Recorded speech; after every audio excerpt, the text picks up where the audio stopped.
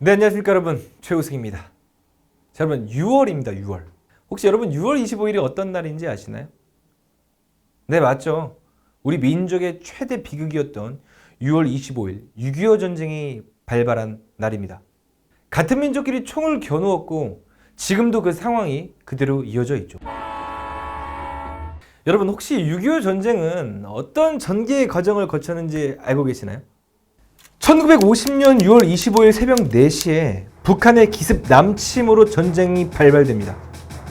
그러다 3일 만에 서울이 함락하고 또 우리 정부는 낙동강 방어선까지 밀리게 됩니다. 그러다가 1950년 9월 15일에 메가더 장군의 지휘 아래 유엔군이 참전하면서 인천 상륙작전이라는 위대한 작전을 펼치게 되죠. 그리고 국군과 유엔군은요, 그 힘을 받아서 압록강까지 진격하게 됩니다. 그러나 1950년 11월 중공군의 개입으로 다시 후퇴하게 되죠. 그때 그 후퇴했던 유명한 작전 중에 하나가 흥남철수입니다. 그리고 나서 38도선 부근에서 교착 상태에 빠지면서 고지전이 전개되죠. 그러다가 1953년 7월 27일에 휴전협정이 체결되게 됩니다. 제가 이렇게 방금 설명을 드렸는데요. 보통 수험 한국사에서는요, 6.25 전쟁의 그 전개의 과정을 주로 묻기 때문에 6.25 전쟁의 순서, 흐름, 이런 식으로 출제되는 경향이 있습니다.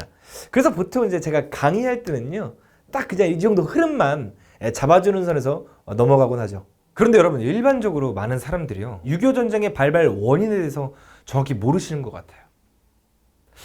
쉽게 말하면 그냥 북한이 기습 남침해서 우리나라가 전쟁에 참전했고 유엔군이 도와줬다, 이런 식으로 말들을 하죠. 특히나 수많은 정치인들이 가끔 6.25 하면서 때로는 북한을 옹호하는 측과 북한을 이렇게 막 욕하는 측이 나눠서 싸우면서 맨날 북한이 남침했네 어쩌네. 아이고 그게 의미가 있습니까? 북한이 남침한 걸 국민들이 모르는 사람들이 있습니까? 이미 그 역사적으로 사실 끝난 겁니다. 제발 좀 북한이 남침했다 이런 얘기 좀 안 했으면 좋겠어요. 진짜 중요한 게 뭡니까 여러분? 김일성이가 내려온 건 당연한 거고, 그럼 도대체 왜 북한은 6.25 전쟁을 일으켰으며 왜 그 전쟁은 왜 1950년에 일어났어야만 했는가? 이런 걸 알아야지 역사적 교훈이 있는 거 아닙니까 여러분? 저는 바로 그런 얘기를 좀 간략하게나마 좀 들려드릴까 하는 겁니다. 1945년에 이 대한민국은 일제로부터 독립을 하게 되죠. 해방되게 되는 겁니다. 그런데 순수 우리 힘으로만 해방됐으면 좋았을 것을, 물론 이 독립 과정에서요, 일제치에 35년 동안 수많은 독립운동가들이 피를 흘려가며 독립을 쟁취하는 데 일조한 건 맞습니다. 그런데 우리 표면적으로는 어떤가요? 결과적으로는 어떤가요? 그 미국의 힘을 빌어서. 그런데 표면적으로, 결과적으로는 어떻게 우리가 독립을 했습니까? 일제가 2차 세계대전을 일으키면서 연합군과 전쟁을 하게 되죠. 거기서 미국에게 패망하지 않습니까? 그 덕분에 우리가 독립을 하게 된 것이죠. 이것이 비극이죠, 우리 민족에게는. 바로 그것 때문에, 이 외세의 힘을 빌어 독립을 했기 때문에 이 남과 북이 갈라지게 됐습니다. 근데 여러분, 진짜 억울하지 않습니까? 잘못은 일본 놈들이 했는데 왜 우리가 분단되어야 합니까? 그 이유는 안타깝게도 그 강대국의 힘의 논리에 의해서 그랬습니다. 일본은요, 미국 입장에서 볼 때 일본 놈들은 또 언제 전쟁을 일으킬지 모르는 나라였습니다. 그러니까 미국의 입장에서는요, 기존의 일본에서 자기 미국이라는 나라의 입장에 맞는 정부를 일본에 수립하는 게 미국의 주 목적이었습니다. 그럼 일본을 어떻게 통치해야 되죠? 소련과 나눠먹으면서 통치하나요? 그렇지 않죠. 미국이 일본은 직접 통치하게 되는 겁니다. 그런데 일본보다 비교적 좀 중요성으로 떨어지고 지정학적으로도 소련과 중국에 가까이 있는 이 한반도는요, 이 미국이 직접 통치할 여력까지는 남아있지 않은 것이죠. 그래서 소련과 미국은 38도선을 기점으로 각각 나눠서 통치를 시작하게 되는 것입니다. 그리고요, 미국과 소련이 한반도를 통치하려 했던 거는요, 우리가 기존에 그냥 쉽게 알고 있던 식민지화해서 자기 직접 통치하겠다 이런 것은 아니었고요. 이제 신탁 통치를 결정하게 됩니다. 그 신탁 통치를 결정하게 되는 회의가 바로 모스크바 3국 외상회의라고 하는데요. 줄여서 모스크바 3상회의 이렇게 부르곤 하죠. 그 회의 내용을 보면요, 미국, 영국, 중국, 소련 이 4개국이요, 최대 5년간 이 한반도를 잠시 신탁 통치하겠다는 결정을 한 것입니다. 자, 그 신탁 통치 내용만 제가 자세히 좀 설명드릴게요. 이 신탁 통치라는 것은요, 이 식민지화 하겠다는 건 아니었어요, 그 당시에. 미국과 영국과 중국과 소련이 이게 이해관계가 서로 얽혀 있잖아요. 그럼 서로 자기네 입맛에 맞는 정보를 수립하고 싶은 게 당연한 거 아닙니까? 그 강대국들의 입장에서는.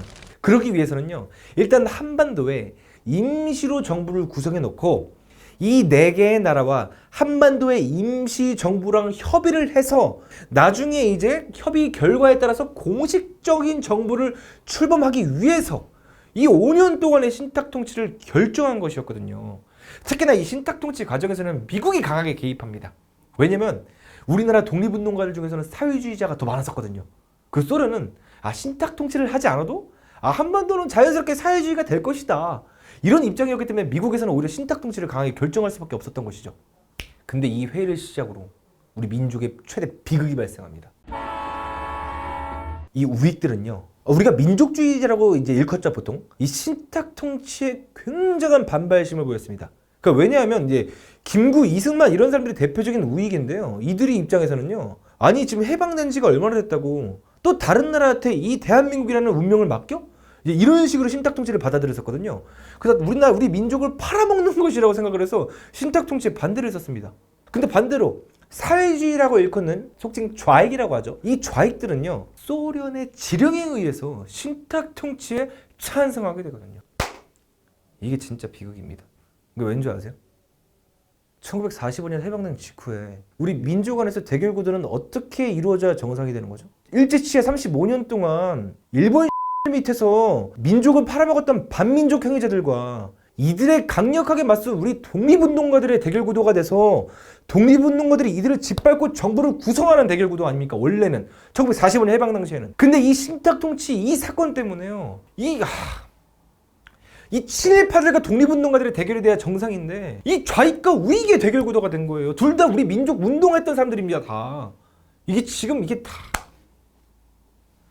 너무나 큰, 이거는 역사적인 비극입니다, 여러분. 이렇게 좌익과 우익의 대립이 극심화되면서 결과적으로 정부가 갈라지게 되는데요. 물론 극심한 갈등 속에서도 하나된 정부를 만들고자 노력했던 분들도 계십니다. 대표적으로 여운형, 김규식 이런 분들은 이제 좌우합작 운동을 했었고요.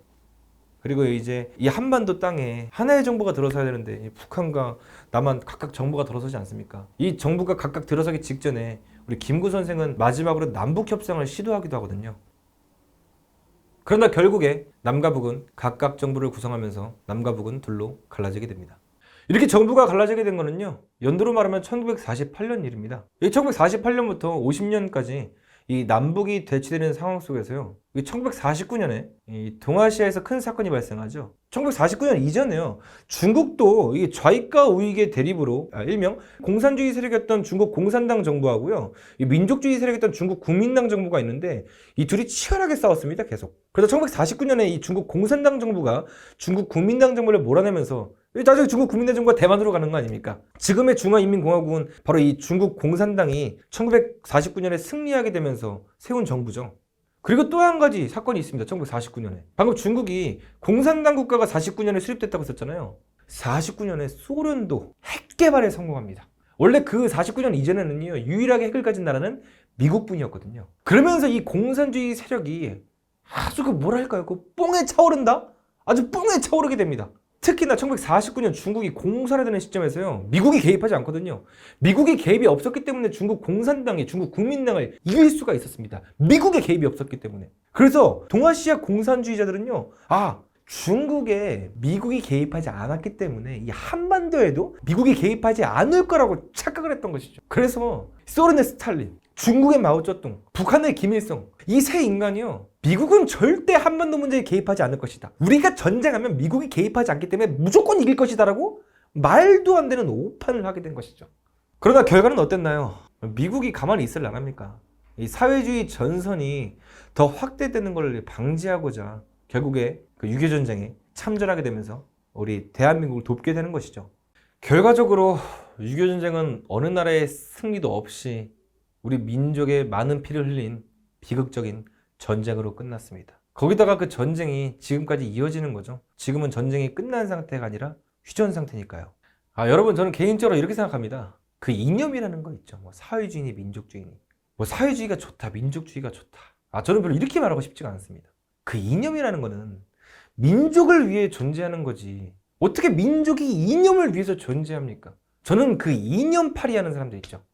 이념을 위해서 민족을 이용해 먹는 자들 때문에 지금과 같은 결과가 발생했다고 생각하거든요. 우익이니 좌익이니 떠들면서 자기네 권력을 위해서 이렇게 민족의 비극을 빠뜨린 것에 대해서 굉장히 한탄스럽게 생각합니다. 끝으로 영화 강철비에서 곽도원 씨가 뱉었던 대사로 영상을 마무리할까 합니다. 분단국가 국민들은 분단 그 자체보다 분단을 정치적 이득을 위해 이용하는 자들에 의하여 더 고통받는다.